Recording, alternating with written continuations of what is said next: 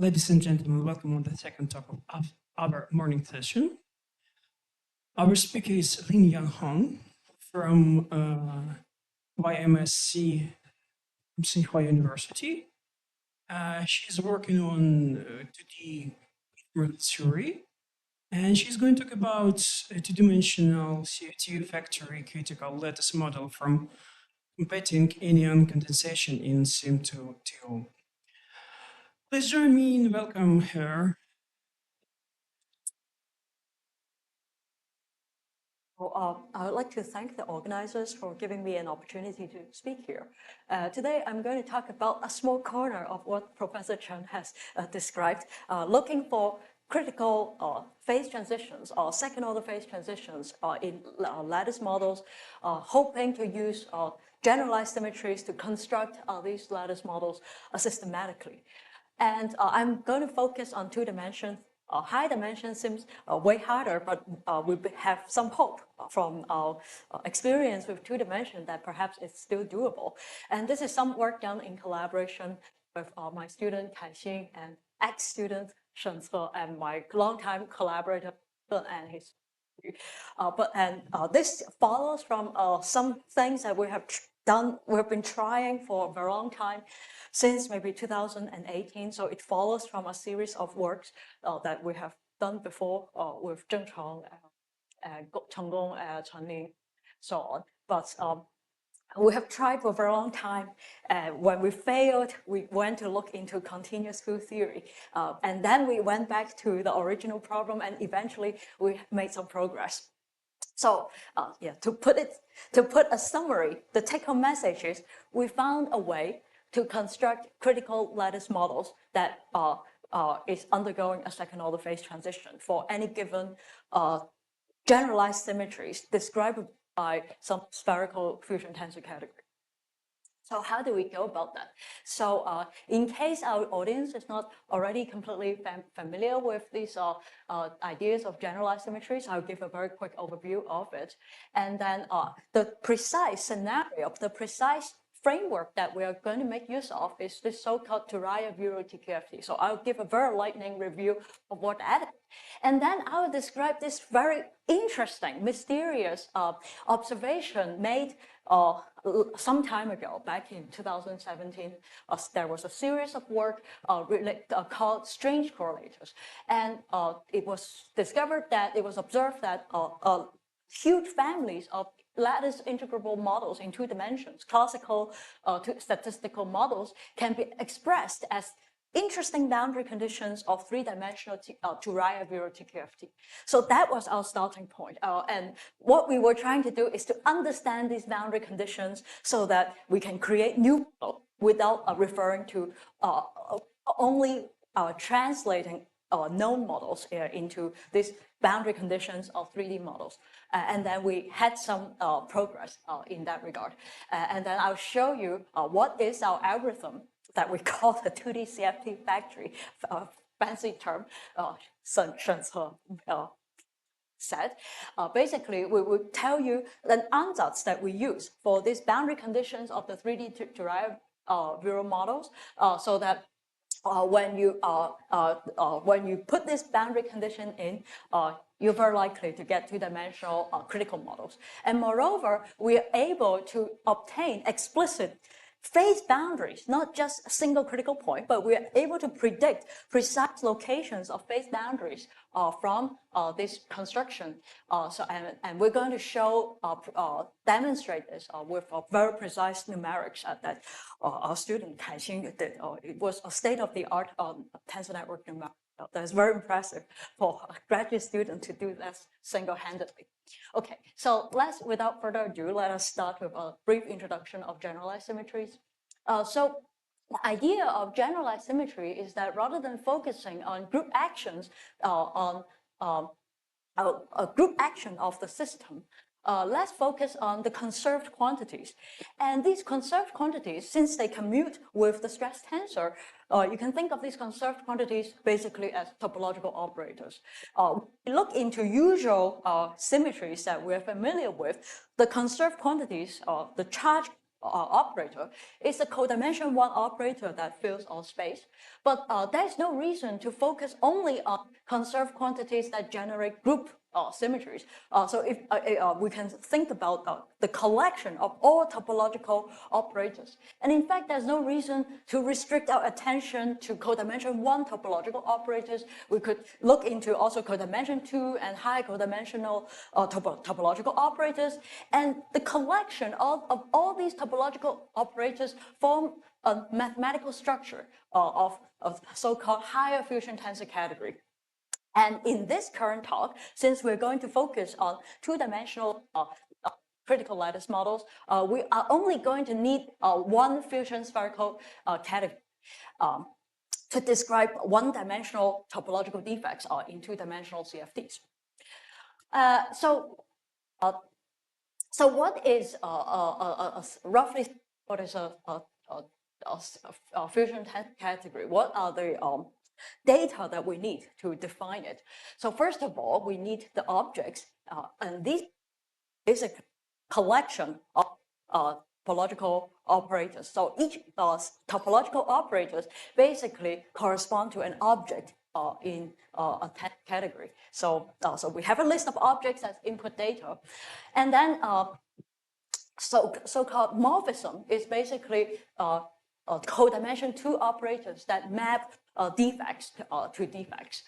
And in this spherical fusion tensor category, we have so-called simple objects, so that there are only trivial codimension 2 operators in each fusion simple object, and the only non-trivial morphisms that we are going to consider are essentially fusion junctions between these topological defects.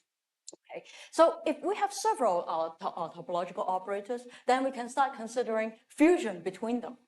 And from a completely physical standpoint, associativity is a very generic physical constraint that we have on fusion of these topological operators.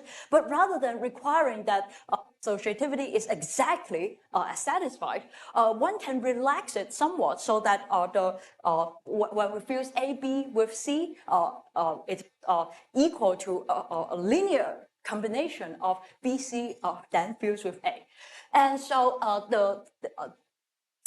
we to define the fusion tensor category, these fusion rules, then you have to supply the so-called F symbols of the data that we're going to show more explicitly in later slides, that tells you what is the linear combination that relates AB fused with C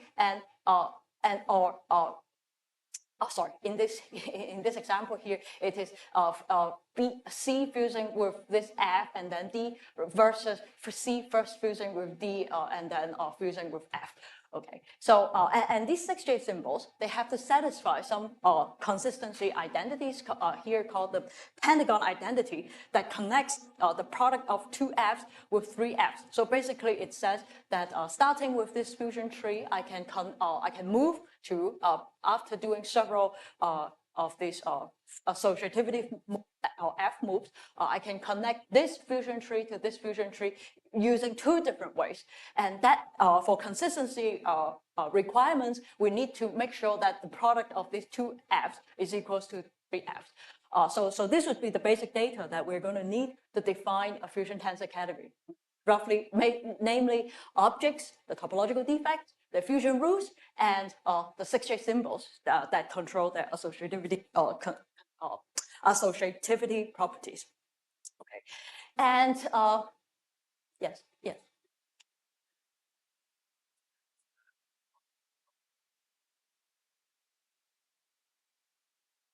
Yes, that's it. There is, but I don't want to go there because it's not relevant for me here. Okay. Okay, so then, so this topological defects falls into a mathematical structure of fusion tensor category. So how do we use it physically? Fairly recently, maybe over the course of the past 6-7 years, people realized that there is this so-called topological holographic principle, namely that a d-dimensional symmetric theory quantum field theory in general that contains a certain collection of topological defects can be expressed as the boundary condition of a higher dimensional topological theory in d+1 dimensions with appropriate boundary conditions on d dimensions.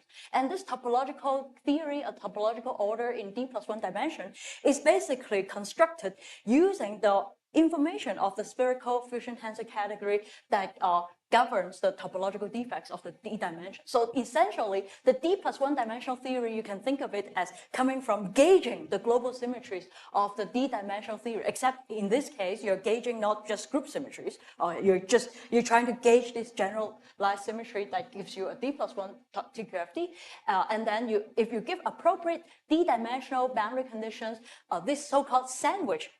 So you have two, this sandwich has two boundary conditions.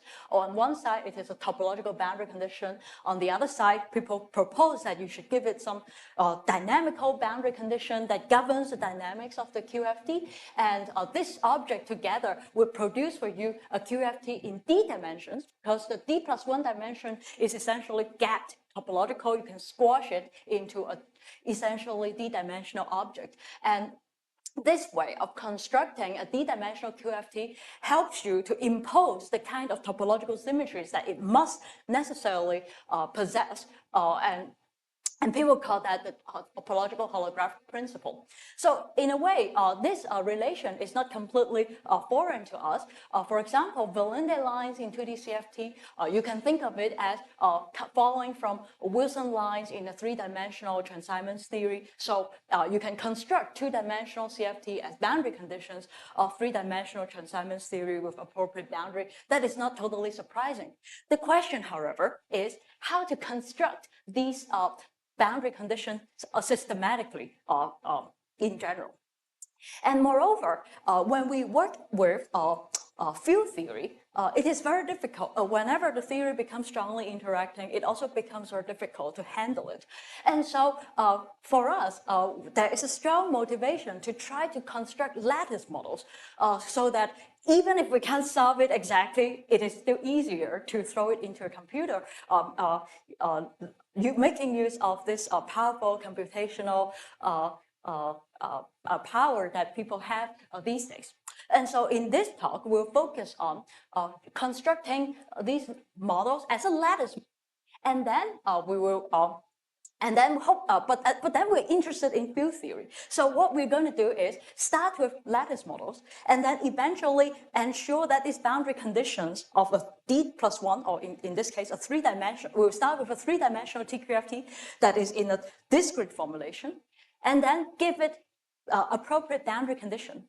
Because we're actually interested eventually in continuous field theory, what we're going to do to this boundary condition is that we need a second order phase transition happening at the two-dimensional boundary. If we're able to construct these second order phase transitions systematically, then hopefully each of them will flow in the infrared to two-dimensional gapless phases or two-dimensional CFDs, hopefully. And then we will have a way of generating known or even perhaps unknown two-dimensional CFDs systematically. And that's why we call it a 2D CFT factory.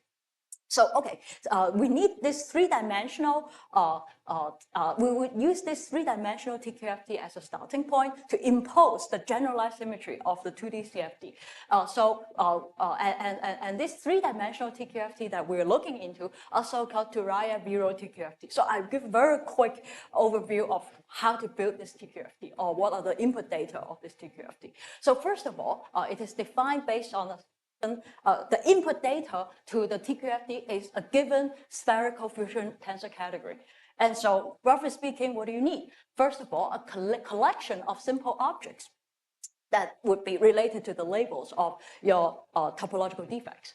And then I would, and then there was the simple, the morphism is trivial within a simple object. Then I have to give fusion rules. Fusion rules tells me A times B gives you can be decomposed into a collection of other simple objects. And then I have to give you the 6J symbols, or the F symbols that we have described several slides before, that tells you how the fusion channel of A fused with and fused with C is related linearly to B times B fused with C and then with A. So this is given by a collection of numbers that looks like the following. So I have A, B fused with B that give an intermediate thing X, and then further fused with C and ultimately gives D. This fusion channel is related to B fusing with C with intermediate Y, and then finally fusing with A to D as a linear combination. With this Y intermediate thing Y summed over. And you can see that this 6J symbol has 6 indices, and that's why people call that either F symbols or 6J symbols. And they have to satisfy the Pentagon equation. So this is going to be the input data that we need to define the Turaya-Bureau TPFT. Then how do you compute so if this is a 3-dimensional TQFT, then I have to be able to have a rule of computing 3-dimensional path integral. Okay, how do I do that? On a 3-dimensional manifold, so first of all, I have to start with a 3-dimensional manifold. Then to compute the path integral, I first triangulate it into tetrahedrons. And each tetrahedron has 6 edges. So I'm going to color each of these edges by an object of this input spherical fusion tensor category as my input data. Then each tetrahedron, therefore, is something that has 6 labels, and you can replace it, each of the tetrahedron, by a 6J symbol, which also has 6 indices. So then, basically, if I have a 3D object, then after the triangulating, coloring with object, I replace each of these tetrahedron by a 6J symbol, and then then finally I would have to sum over all the edges, the interior of this solid, sum over all the object labels in the interior of the solid weighted by this so-called quantum dimension of this object. This is also an input data of the spherical tensor category. And that way, I do a sum over all these interior edge labels that give me a number ultimately. And this is the path integral of a 3-dimensional Turaya-Bureau TQFT. Okay, so now, let's go on to this very interesting, sorry, yes. It is independent of triangulation. I did not talk about why it is independent of triangulation, but the reason why it is independent of triangulation is because of the Pentagon equation. So roughly speaking, you can see that 2F, 2 tetrahedron, can be replaced by 3 tetrahedron. So it means that this triangulation is not unique. You can replace it by fewer triangles, by more triangles, or vice versa. There's actually one more identity which replaces 4 tetrahedron to 1 that is not shown here. And with these 2 identities, it is enough to move from, it was proved by mathematicians that it is possible to move from any one triangulation to any others. And so this is topological theory.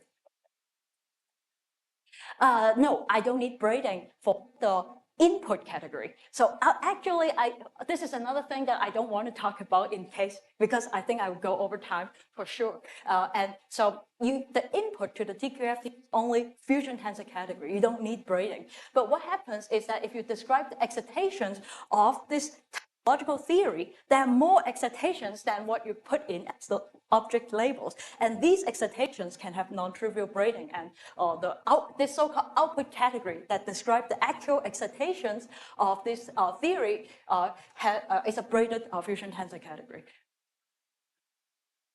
Sorry? Yes, yes.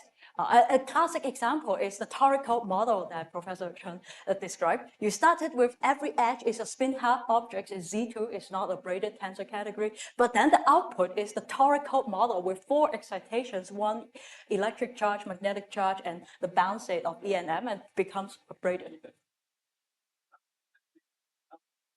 Yes, yes. If you start with a spherical fusion tensor category, I didn't describe what the spherical means, but if you start with a spherical fusion tensor category, it's enough. And the output is given by the Drinfeld center of this input fusion tensor category, and it would be braided. Okay. So let's go to the integrable lattice observation. Yes.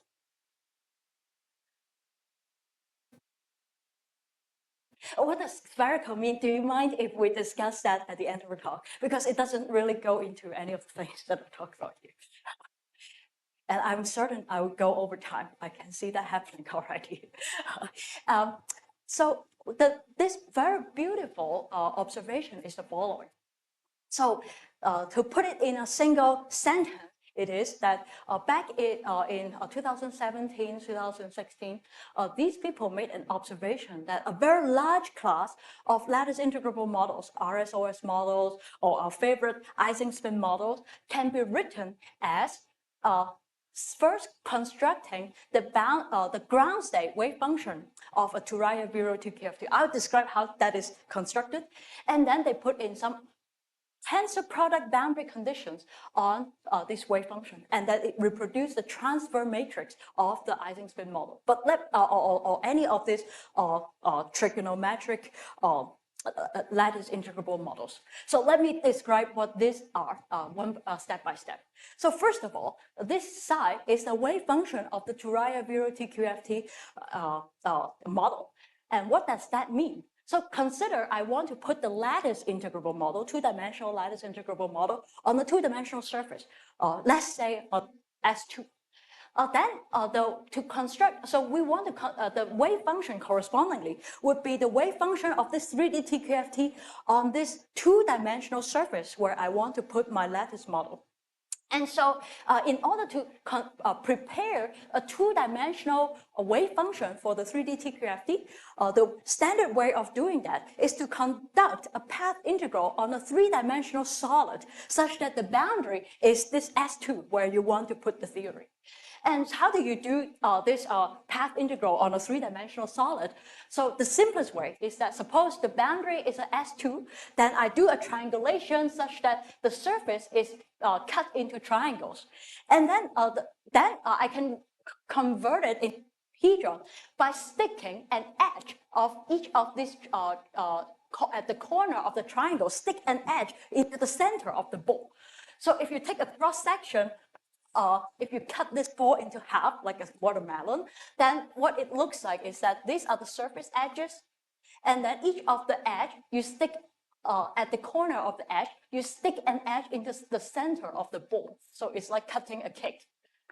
So these are the surface, the boundary is S2, and then these are the edges that you stick it into the interior of the ball. Then you essentially, you have cut the three-dimensional objects, three-dimensional solid into tetrahedron. And then you replace each of these tetrahedron by the 6J symbol. So here, this triangle here, represented here, is a quantum 6J symbol.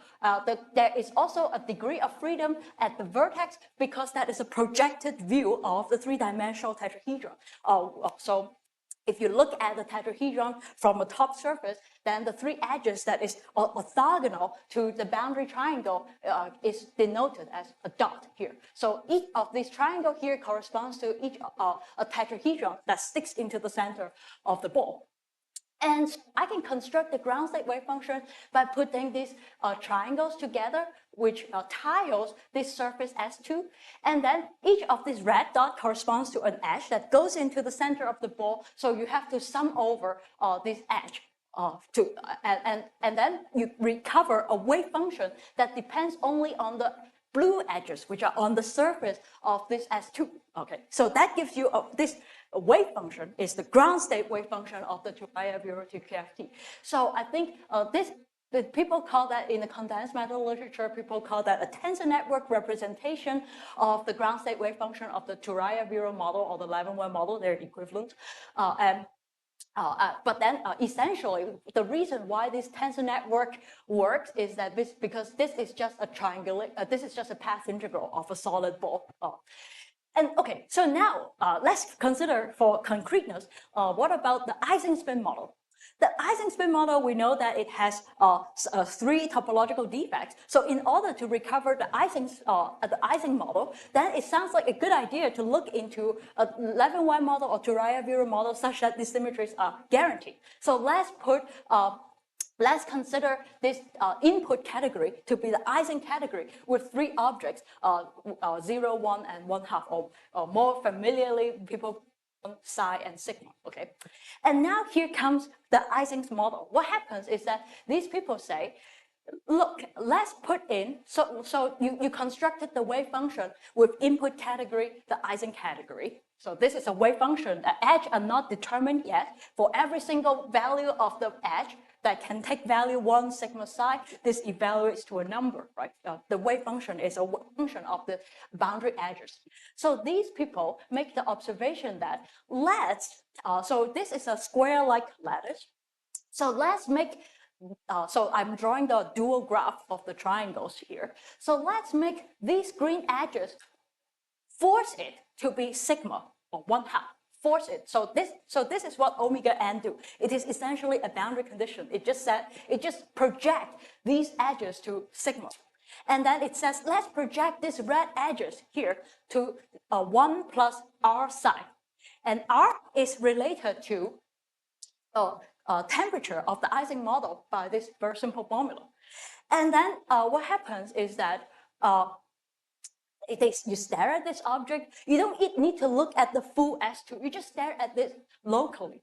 Then you realize that these projection on the edges serves as giving you the coupling between Ising spins. And where are the Ising spins? It turns out that these red dots, which are the edges that sticks into the center of the ball, they plays the role of the Ising spin. These couplings, this edge projection that you put on the surface of this wave function serve as controlling the interaction strength between the Ising spins. And so the claim is that if you do this projection, this gives you precisely the transfer matrix of 2D Ising spin model exactly. So not only is it that you can get the Ising spin model, there is a large family of models, let's say the A series lattice integrable models. You basically replace this Levin-Wen input category by this so-called AK plus 1 category, and then you can actually have exactly the same boundary conditions. They also have objects called 0, 1, and 1/2. They're related to SU2 spin, so each member in the series all have these objects. And then you do exactly the same projection, except these are now is a coupling of these generalized models. And and then where are the CFTs? So at the Ising model, it is well known that there is a phase transition at a critical temperature, so-called beta C, and beta C takes this particular value. And when beta takes this particular value, it is well known that this would, in the infrared limit, flows to the Ising model, to the Ising CFT. And then in the A series model, when this R here takes this particular ugly-looking number, then it would be each member in the A series would flow to each member in the A series minimal model CFTs. And the question to us since 2017-18, when we saw this paper, and let me also say that this series of work did not stand alone. They were inspired by the anyon chain back in 2006. It was an observation, and the difference between this report and this report is that it's a Hamiltonian formulation, and this is they view this as a classical statistical model, but essentially they are closely related. And the idea is to express well-known integrable lattice model in terms of boundary conditions of a 3-dimensional.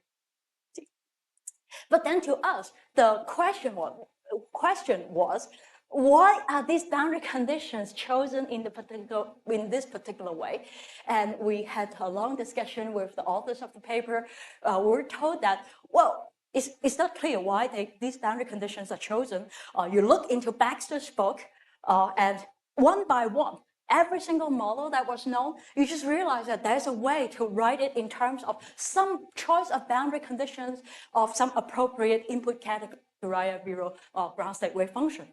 And so what we have tried for all this time was to figure out at least most of these known examples, why these boundary conditions are chosen, and to compute it systematically from first principles without referring to Baxter's book, we will be able to compute the boundary condition, particularly compute the critical value of these projections from only the spherical fusion tensor category data. So that is our goal.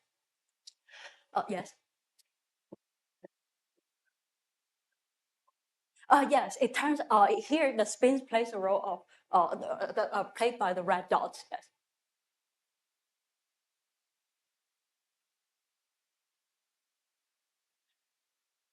So each this triangle is this thing with 6 labels, right? And then the red dots, if they are in the interior, so they're shared by several triangles or tetrahedrons, then this is supposedly in the partition function, it has to be summed over. So x, y, z, they would be summed over if they're here. And then, so this thing would be a function of this ABC, like our edges on the surface. And now I project the surface to the green edges, I force it to be 1/2 only. I don't consider any other labels. So I restrict the value of this wave function evaluated in some subspace of the boundary edges.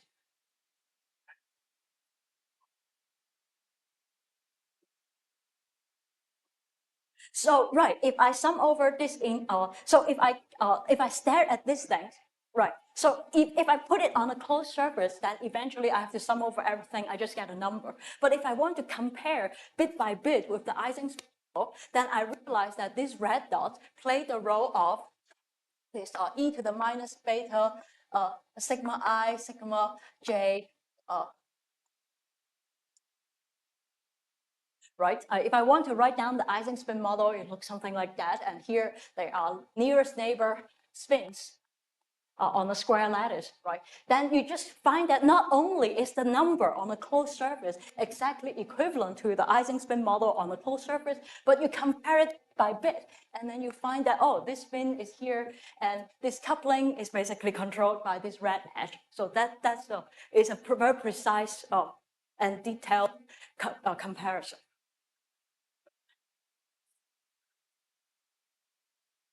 Yes. Yes, it's in omega. So psi gives you the physical spins, and then omega gives you the couplings. And so our goal is to understand these couplings, particularly at the critical point. So I compute the partition functions. So in order to understand these boundary conditions, let's try to, so initially it looks very mysterious to us. And so let's try to understand these boundary conditions at some extreme cases to see if we understand what's going on.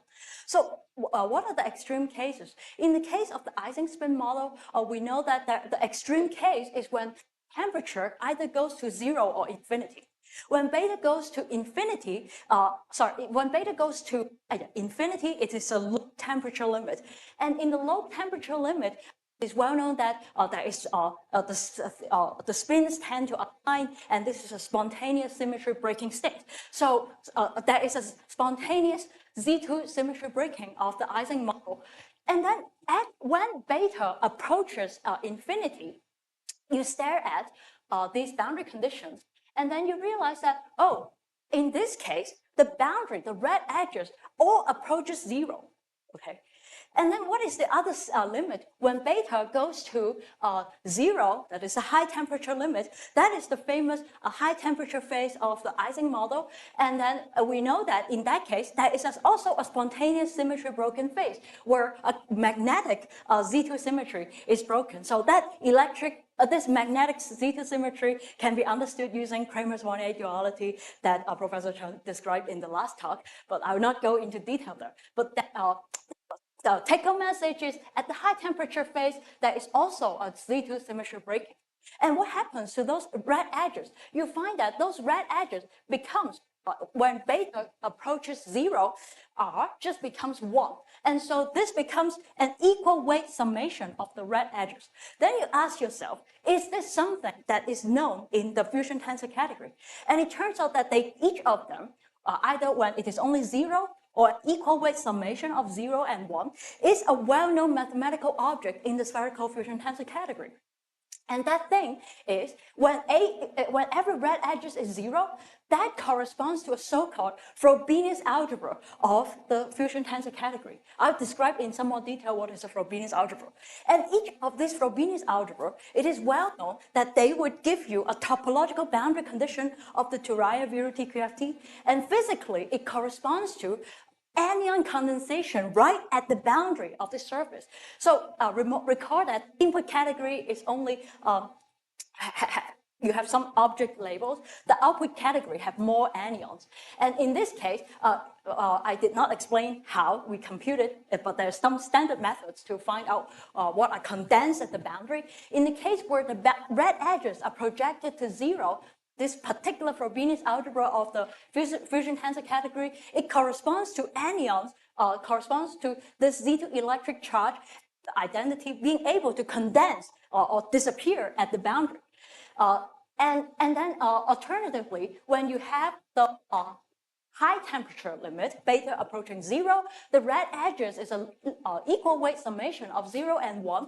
In that case, it corresponds to the boundary having magnetic condensate. The magnetic charge of the Z2 is spontaneous symmetry breaking. There's magnetic charge condensing at the boundary.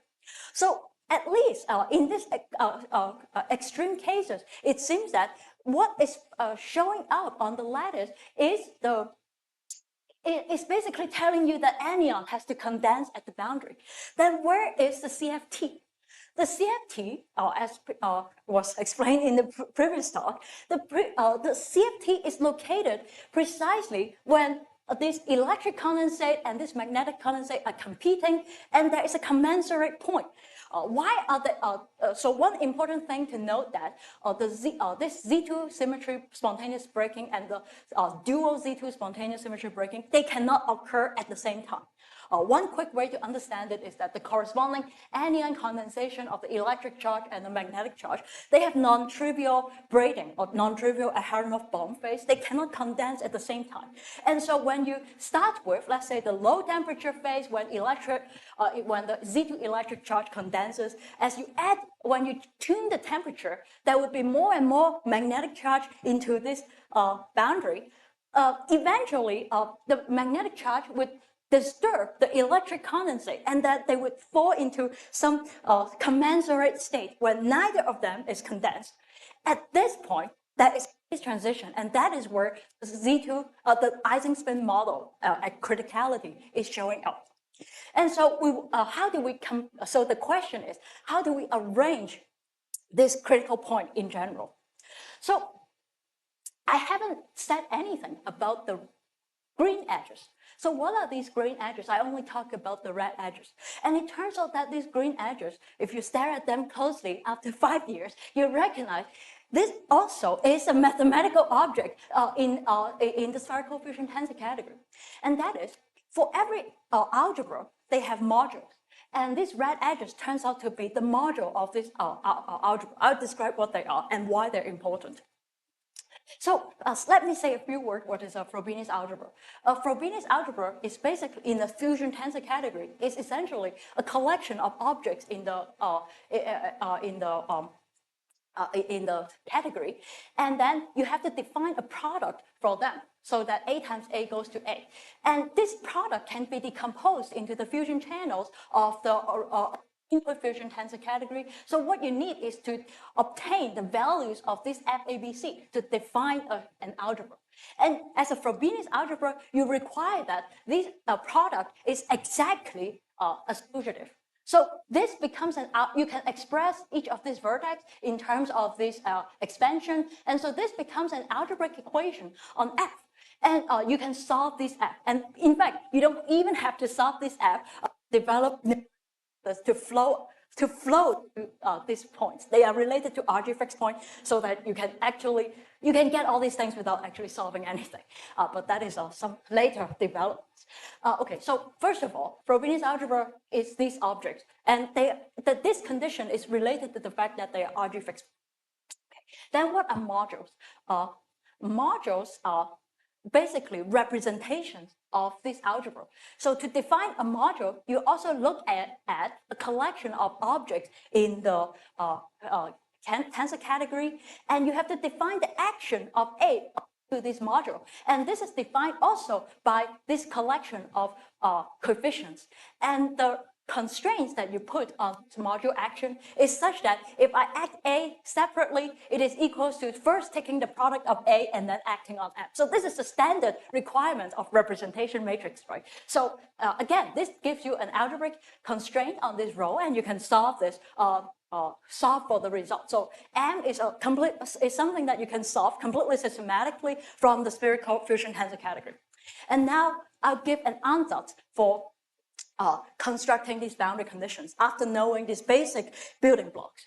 So first of all, we stare at this lattice. We divide it into basic unit cells, and the basic unit cells is one of these like a 4-point function. So the whole lattice came from repeating these unit cells. And then, as you remember, when beta is either 0 or infinity, the red edge, which is the middle edge in this unit cell, corresponds to algebra. Then what about the intermediate values of this temperature? Then it actually corresponds to a linear combination of the two algebras that live on this edge, acting on the module. And the module we choose to be a shared module between these two algebra that is competing there. And it turns out that the choice of module is very important. What it did is to separate each of this well from each unit cell from the other unit cell. So you can check, or we explain in detail in our paper, that by putting in this module, it isolates this unit cell from the influence of other unit cells.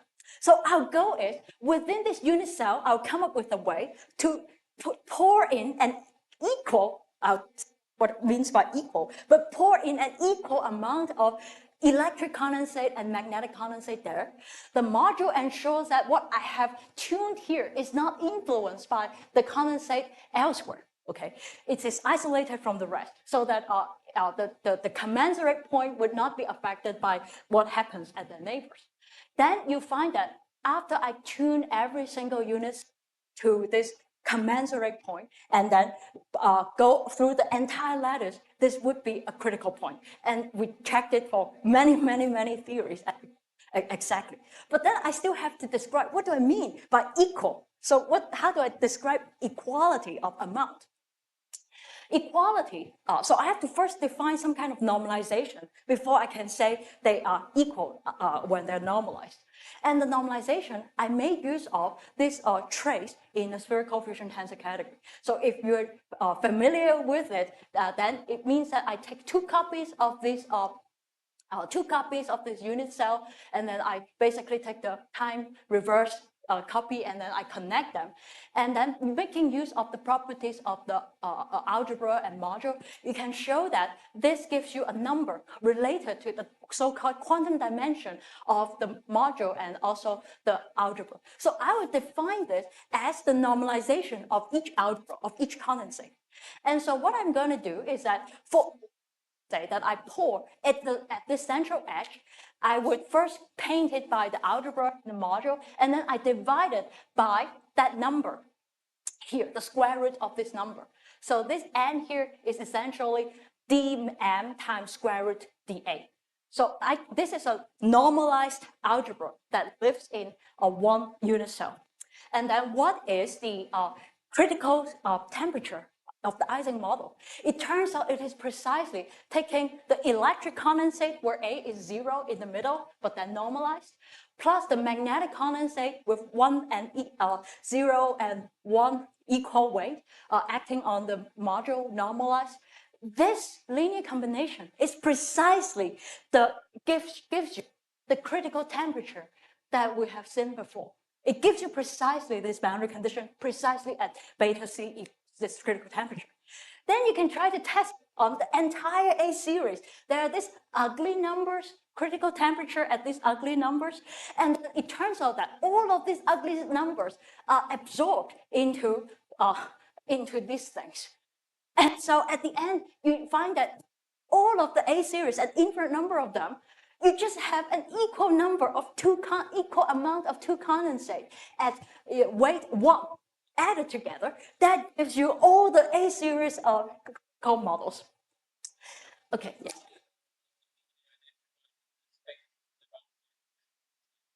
Yeah, yes, that's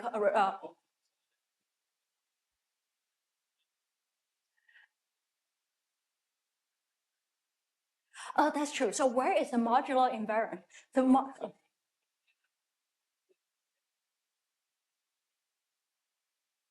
it's a linear combination of Frobenius algebra. That is, I hide it. Where is it? So the usual modular invariant is related to the Lagrangian algebra, and it came from a Frobenius algebra, right?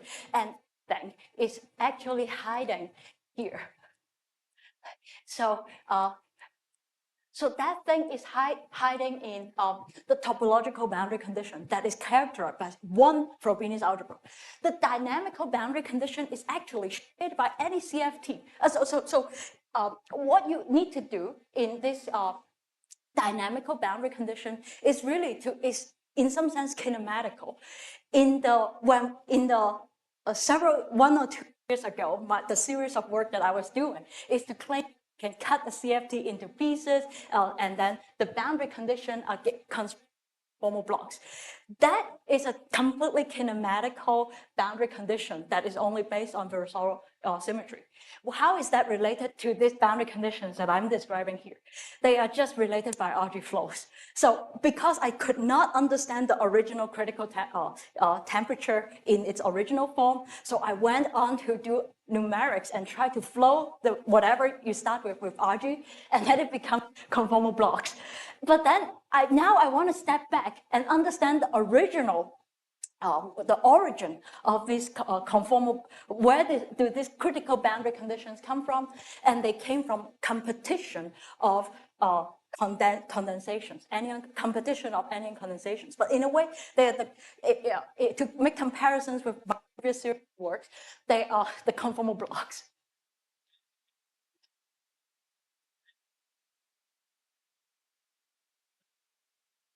Brilliant question. It doesn't.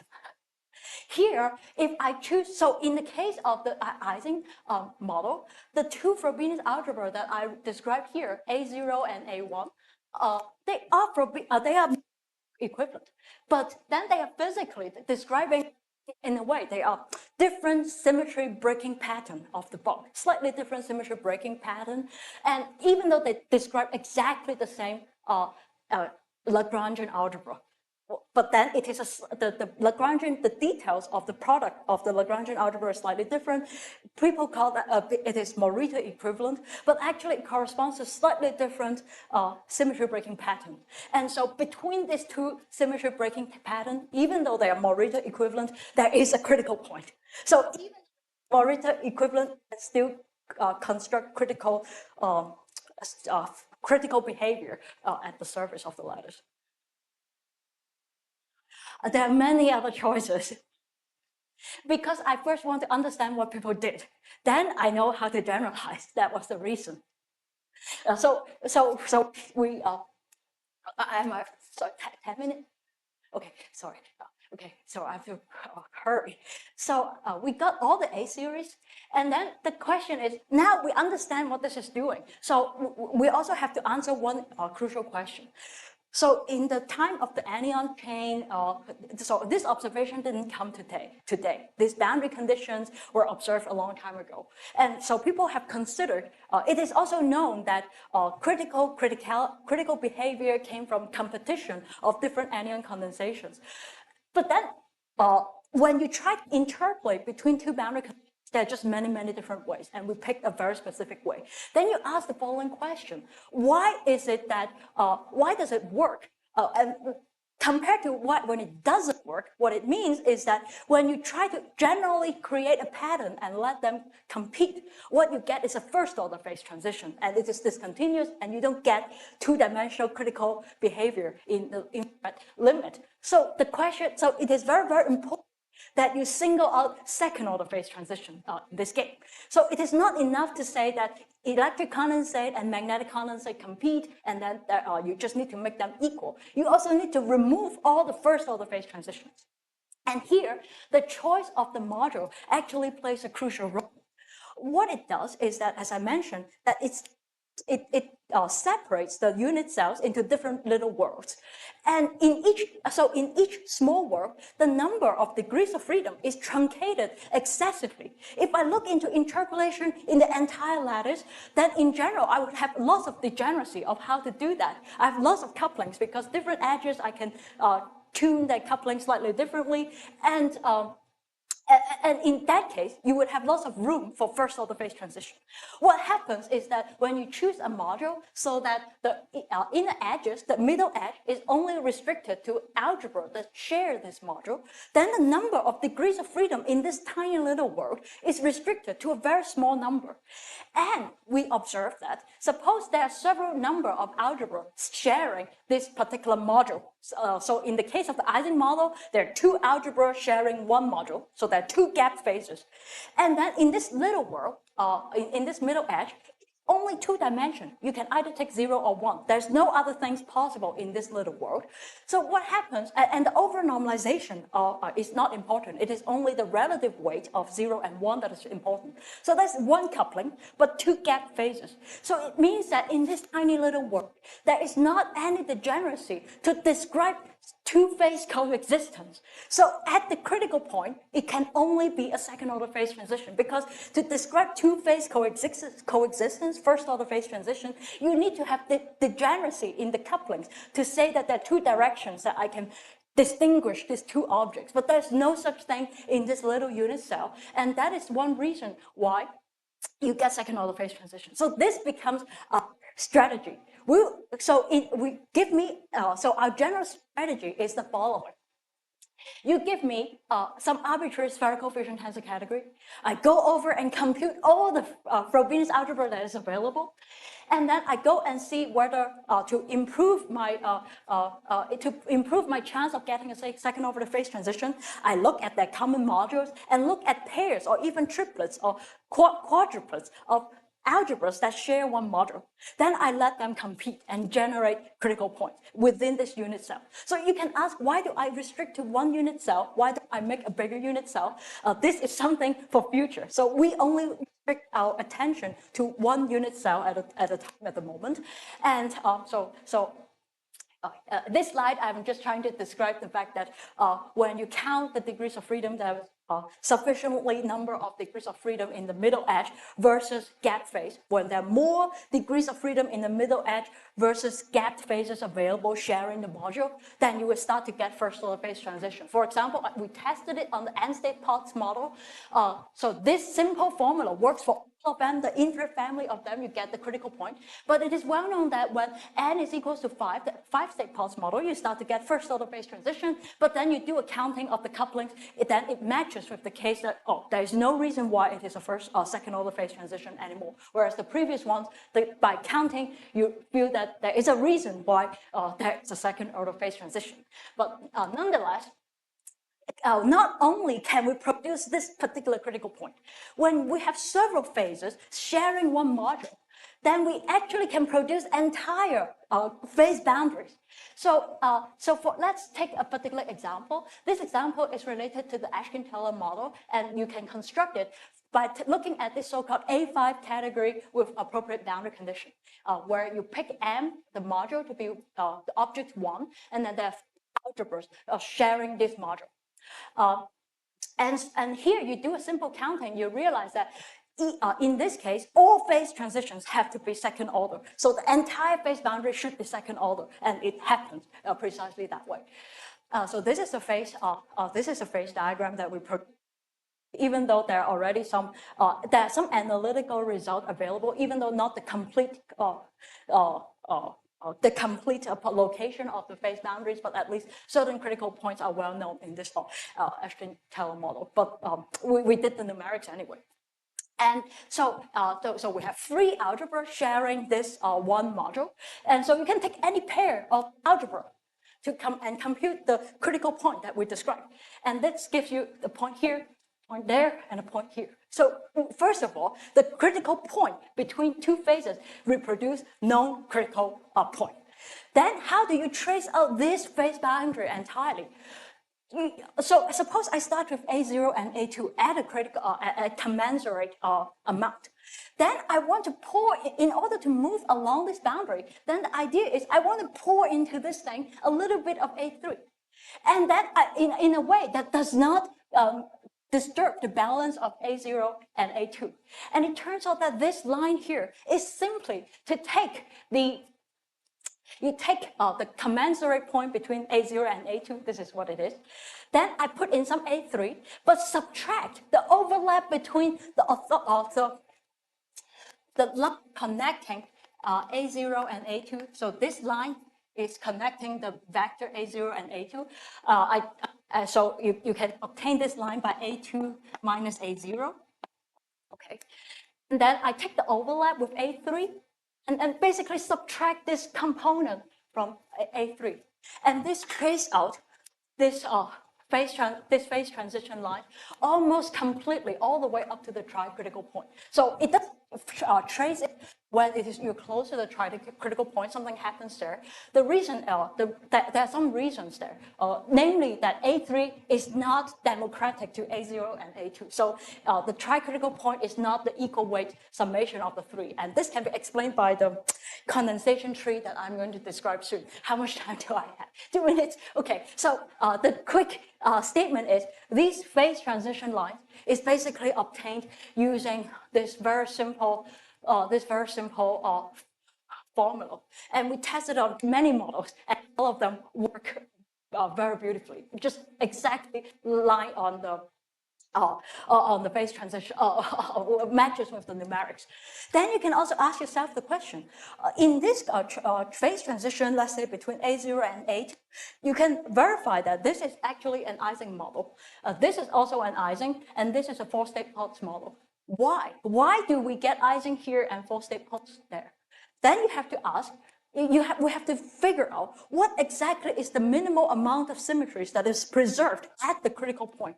And to understand that, you have to understand this so-called refined condensation tree. To put a long story short, what you do is the following. You started with a topological order that preserved a certain amount of symmetries given by the input fusion tensor category, right? But then the boundary condition corresponds to some spontaneous symmetry breaking. Of course, you make several boundary conditions compete so that you cannot break everything and you get a critical point. But it is still possible that you break part of it, not all of it. And so in order to tell what symmetries are preserved when two anyons are competing, you look into this thing called the condensation tree.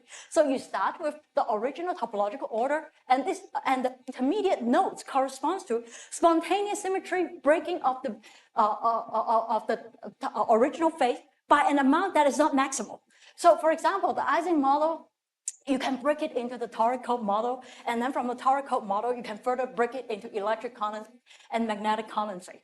And if you take these two things to compete, the minimal amount of symmetry that is definitely preserved is the common parent that these two final maximal condensate share. So using this idea, so in the A5 model, it has quite a number of Frobenius algebra, and then into the pair of condensates that leads to a particular that correctly predicts basically why it is Ising at a certain spot. So this condensation tree diagram tells you all the minimal amount of symmetries that is definitely preserved when two set of anyons reach a commensurate state. So finally, people have been asking me when I produce this cut over CFT, people keep asking me, can you predict anything new? And so now I want to try to predict something new.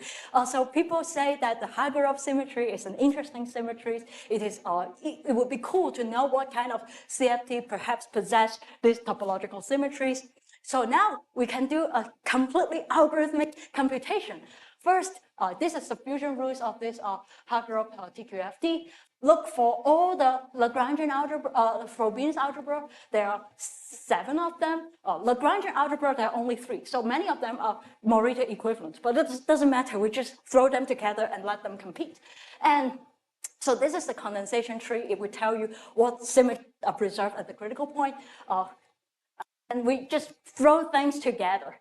And so there are many critical points, phase diagrams, fit with our formula very precisely, all the way up to tri-critical point. And then this is a list of possibly new CFTs that we find by throwing this this competition together. This particular one is probably the same one that is observed in Eugene Tajikawa's and friends' paper and Restaurant's paper with C approximately equals 2, but then we observe some other things. At C equals 1.3, 1.8, 2.1. Some of these are tri-critical points. Okay, so I think I have run out of time, but I hope that I've convinced you that it seems that we're at the verge of a very systematic way of constructing critical lattice models based on this so-called strange correlator. And I think one thing that is very nice about our construction compared to the original anyon chain is that not only does it give you a critical model, a particular model, it allows you to reconstruct the phase diagrams almost, a huge part of the phase diagram almost for free, because you already control the gapped phases. So you can tell what the whole phase diagram is what the whole phase diagram looks like, and we predict the position of the phase boundary. The prediction of phase boundary really tells you that. Now the lattice model look more like a Landau effective theory, because now you know what couplings to tune to actually move in the phase diagram in a physical way, rather than having some mysterious couplings that float around in the Hamiltonian. You actually know precisely which coupling is telling you what you're doing on the phase diagram. And so, of course, I haven't had any time to describe what numerics that we're using here, but we are basically using this so-called symmetry preserving tensor network renormalization, which is a slight improvement of the loop TNR or loop TRG TNR method, which actually make it way more, a lot more efficient in the following sense. Previously, if you have a anyon chain model, in order to see whether it is at criticality, you do some DMRG, you analyze the full Hamiltonian. And so in general, you have to make a pretty big system. Here, in order to search for the critical point, you only need a tiny patch. You really need this unit cell. You separate dynamics of the CFT to the boundary conditions, and you basically tear out the physical spins and look at the boundary conditions. So it saves on bond dimension by a lot. And so you can isolate the critical point very quickly, even with very primitive code that I write. But of course, the improved code to produce those beautiful phase diagrams, you need some more sophisticated numerics. But even a very rough location of the critical point is very, very easy to produce. Even with bond dimension equal 1, you can get pretty accurate results. And so finally, the question is, how do we systematically construct larger unit cell, change the shape of the lattice instead of square lattice, change to other lattice? There's something about square lattice, and that is, in a square lattice, there's an equal number of vertices and plaquettes. And these anyon condensations, some of them live on plaquettes, magnetic charge live on plaquettes, electric charge live on vertices. And so when you let them compete, to say that equal weight is good, is only in the sense that when there are equal number of plaquettes and vertices, then obviously it should be equal weight. When the lattice has more vertices versus plaquettes, then it is not clear that one should do equal weight. So we are in the process of figuring out how to generalize the shape of the lattice more generally. And then there should be connection to integrability. That was how these boundary conditions were discovered originally. So if we are able to make these connections with integrability, then the precise spectrum of the CFT could be solved without only referring to numerics. And of course, the most interesting question is how to generalize this to high dimensions. We believe this is possible because the competition of non-commuting topological excitation should be applicable even to high dimensions. But of course, there will be a lot more difficulties. But anyway, thank you very much.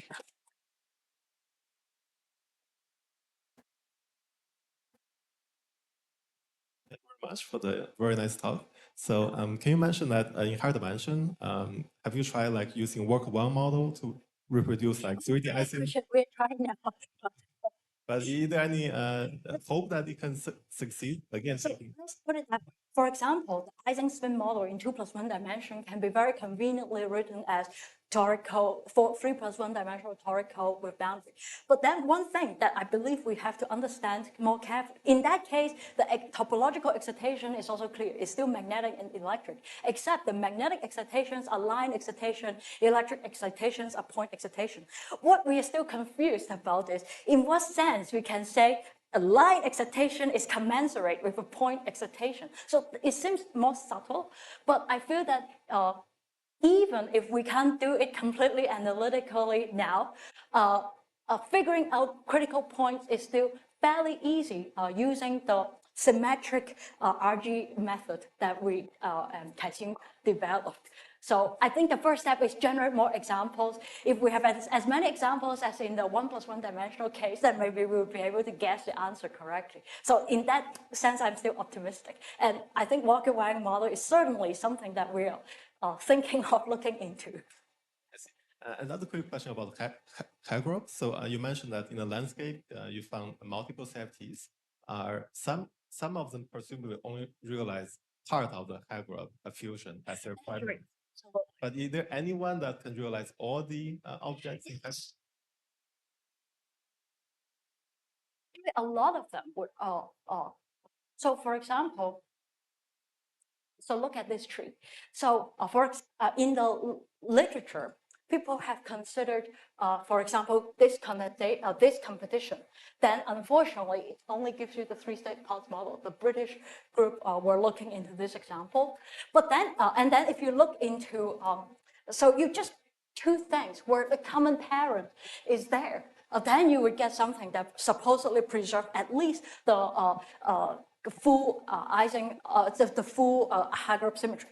And this guy, and this guy, this one and this guy and this guy would have a common parent there, and it is a critical model with a center charge currently determined to be roughly equals to 1.3.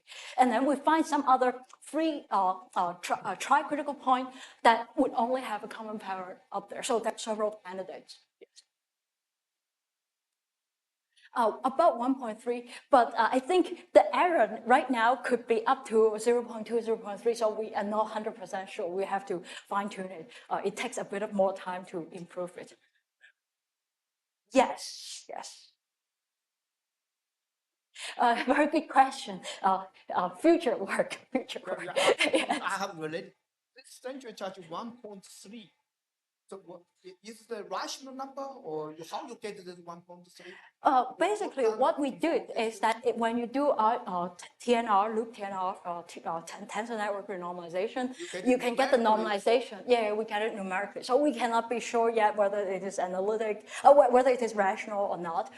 If we can connect it to integrable models, then maybe we'll be able to answer it more definitively. Otherwise, then we will continue to improve these numerics. But it should be rational. Not necessarily. The reason is no, this is the topological symmetries that it definitely preserves, but it is not all the symmetries that it preserves. So there's no guarantee that it is a rational theory. I think a lot of them might be, I don't know. The Hagroth TQFT is rational, but the symmetry, the CFT that possesses this symmetry does not necessarily have, because this is subsymmetry of the.